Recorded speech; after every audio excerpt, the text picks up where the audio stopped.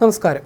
കേരള തീരത്ത് നിന്ന് 14.6 nautical mile മാത്രം അകലെ MSC എൽസ 3 എന്ന ചരക്ക് കപ്പൽ കണ്ടെയ്നറുകൾ സഹിതം മുങ്ങിയിട്ട് ഒരാഴ്ച പിന്നിട്ടിട്ടും അപകടവും കണ്ടെയ്നറുകളിലെ ഉള്ളടക്കവും സംബന്ധിച്ച ദുരൂഹത നീങ്ങുന്നില്ല. കണ്ടെയ്നർ കപ്പലിൽ എന്തൊക്കെ വസ്തുക്കൾ ഉണ്ടായിരുന്നുവെന്ന കാര്യത്തിലാണ് ഇപ്പോഴും ദുരൂഹത നിലനിൽക്കുന്നത്. കരക്കടിഞ്ഞതും കപ്പലിൽ ശേഷിക്കുന്നതുമായ കണ്ടെയ്നറുകളിൽ എന്തെല്ലാം രാസവസ്തുക്കൾ ഉണ്ടായിരുന്നു എന്നതിന്റെ പൂർണ്ണ വിവരം പുറത്തുവിടാത്തതിന്റെ ആശങ്ക മത്സ്യമേഖലയിലുണ്ട്. മത്സ്യബന്ധന മേഖലയെ ഈ അപകടം ബാധിച്ച മട്ടാണ്. മത്സ്യം വാങ്ങാൻ ആളുകൾ വിമുഖത കാട്ടുന്നുണ്ട്. ഇത്തരത്തിൽ വിവിധ ആശങ്കകളാണ് തീരമേഖലയിലുള്ളത്. അതേസമയം നടപടിക്രമം സങ്കീർണമായതിനാൽ നഷ്ടപരിഹാരം നേടിയെടുക്കാനുള്ള ശ്രമം എത്ര കണ്ട് വിജയിക്കുമെന്നതിൽ ഉറപ്പില്ല. തീരദേശ പോലീസിന് കേസെടുക്കാൻ നിയമപ്രകാരം കഴിയുമെന്നിരിക്കെ കാത്തിരിക്കാമെന്ന നിലപാടിലാണ് സംസ്ഥാന സർക്കാർ. കപ്പൽ കമ്പനിക്കെതിരെയുള്ള നിയമ നടപടിക്ക് കേന്ദ്ര ഏജൻസികളും മടിക്കുകയാണ്. ഇതിനിടെ കേരളത്തിന് സമീപത്തെ കപ്പൽശാലയിൽ 51 മീറ്റർ ആഴത്തിൽ മുങ്ങിക്കിടക്കുന്ന കപ്പൽ നീക്കം ചെയ്യാൻ മാസങ്ങളെടുക്കുമെന്ന വിവരവും ലഭിച്ചു. കപ്പൽ അപകടത്തിന്റെ കാരണം കണ്ടുപിടിക്കേണ്ട ചുമതല ഡയറക്ടർ ജനറൽ ഷിപ്പിംഗിനാണെങ്കിലും കണ്ടെയ്നറുകളിലെ ചരക്ക്, അത് കടലിലുണ്ടാക്കുന്ന മലിനീകരണം, ലഭിക്കേണ്ടുന്ന നഷ്ടപരിഹാരം എന്നിവ സംബന്ധിച്ചൊന്നും ആരും ഉത്തരവാദിത്തം ഏറ്റെടുക്കുന്നില്ലെന്ന പ്രശ്നമുണ്ട്. കേരള തീരത്ത് നിന്ന് 12 നോട്ടിക്കൽ മൈലിനപ്പുറത്താണ് അപകടമെന്നതിനാൽ സംസ്ഥാനത്തിന് ഇടപെടാൻ കഴിയില്ലെന്ന വാദമാണ് സർക്കാരിൻ്റേത്.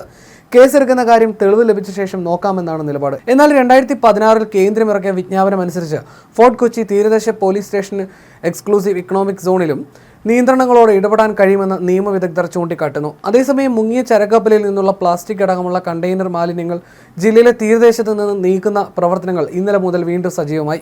വർക്കല, അഞ്ചുതെങ്ങ്, ചെറിയതുറ പ്രദേശങ്ങളിൽ അടിഞ്ഞ പ്ലാസ്റ്റിക് പെല്ലറ്റ് അടക്കമുള്ള വസ്തുക്കൾ കോസ്റ്റൽ പോലീസിന്റെയും തദ്ദേശ സ്ഥാപനങ്ങളുടെയും മത്സ്യത്തൊഴിലാളികളുടെയും വിവിധ സംഘടനകളുടെയും നേതൃത്വത്തിൽ നീക്കി തുടങ്ങിയിരുന്നു. വൈകാതെ പൂർത്തിയാക്കാൻ കഴിയുമെന്നാണ് പ്രതീക്ഷ. പലയിടത്തും ശേഖരിച്ച മാലിന്യം ചാക്കുകളിലായി സൂക്ഷിച്ചിരിക്കുകയാണ്. ഇത് മലിനീകരണ നിയന്ത്രണ ബോർഡ് ഏറ്റെടുക്കും. മഴ മാറി നിന്നാൽ തീരം വേഗം ശുചീകരിക്കാനാകും. ഫ്രണ്ട്സ് ഓഫ് മറൈൻ ലൈഫിന്റെ നേതൃത്വത്തിൽ മാലിന്യങ്ങൾ അടിഞ്ഞ പ്രദേശത്തെ ജലം പരിശോധനയ്ക്കായി ശേഖരിച്ചിട്ടുണ്ട്. കനത്ത തിരയിൽ പ്ലാസ്റ്റിക് പെല്ലറ്റുകൾക്ക് മേൽ മണൽ വന്നു മൂടിയത് ചിലയിടത്ത് പ്രതിസന്ധി സൃഷ്ടിക്കുന്നുണ്ട്. മാലിന്യ നീക്കത്തിന് ശാസ്ത്രീയ സാങ്കേതിക സംവിധാനങ്ങൾ ലഭ്യമാക്കണമെന്ന് മത്സ്യത്തൊഴിലാളി സംഘടനകൾ ആവശ്യപ്പെട്ടു. കൊച്ചി തീരത്തോട് ചേർന്ന് മുങ്ങിയ ചരക്ക് കപ്പലിൽ നിന്ന് കേരള തീരത്ത് ഇതുവരെ 59 കണ്ടെയ്നറുകൾ അടിഞ്ഞിട്ടുണ്ട്. ഇതിൽ 25 എണ്ണം ഭാഗികമായി നശിക്കുകയോ നമ്പർ വ്യക്തമാകാതിരിക്കുകയോ ചെയ്തതിനാൽ ഒരേ കണ്ടെയ്നറുകൾ തന്നെയാണോ എന്നും വ്യക്തമല്ല. പൂർണ്ണമായി തകരാത്ത നിലയിൽ ലഭിച്ചത് 34 കണ്ടെയ്നറുകളാണ്. കൊല്ലം ജില്ലയിൽ തകർന്നതും പൂർണ്ണമായതും ഉൾപ്പെടെ 45 കണ്ടെയ്നറുകൾ ലഭിച്ചപ്പോൾ 2 എണ്ണമാണ് ആലപ്പുഴ ജില്ലയിൽ തീരത്തടിഞ്ഞത്.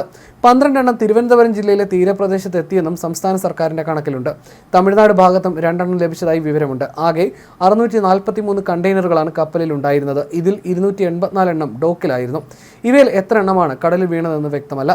അതേസമയം കപ്പലിന് വിഴിഞ്ഞത്ത് നങ്കൂരം ഇട്ടിരിക്കെ തന്നെ ഒരു വശത്തേക്ക് ചരിവുണ്ടായിരുന്നതായി വ്യക്തമാക്കുന്ന ദൃശ്യങ്ങൾ നേരത്തെ പുറത്തു വന്നിരുന്നു.